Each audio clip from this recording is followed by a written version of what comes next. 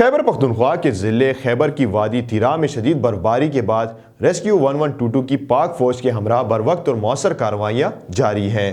Rescue 1122 کے ترجمان بلال احمد فیضی کے مطابق برف میں پھنسے افراد کو محفوظ مقامات پر منتقل کرنے کا عمل مسلسل جاری ہے، جبکہ اب تک 1500 سے زائد افراد اور 350 گاڑیوں کو پاک فوج کی مدد سے ریسکیو کیا جا چکا ہے۔ اس کے علاوہ 100 سے زائد افراد کو طبی امداد بھی فراہم کی گئی ہے۔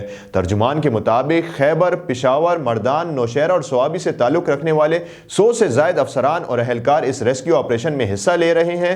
شدید سردی، منفی درجہ حرارت اور دشوار گزار راستوں کے باوجود ریسکیو اہلکار گزشتہ 36 گھنٹوں سے بغیر کسی تعطل کے فرائض انجام دے رہے ہیں، جو قابل تحسین اقدام ہے۔ پاک فوج اور ضلعی انتظامیہ نے عوام کی حفاظت کو مد نظر رکھتے ہوئے تیرا سے مزید انخلاء عارضی طور پر معطل کر دیا ہے اور شہریوں کو خراب موسم میں سفر سے گریز کی ہدایت کی ہے۔ دوسری جانب دیکھا جائے تو national highways and motorway police کے مطابق مری ایکسپریس وے محدود ٹریفک کے لیے کھول دی گئی ہے، تاہم بدلتے موسمی حالات کے پیش نظر غیر ضروری سفر سے اجتناب کی اپیل کی گئی ہے۔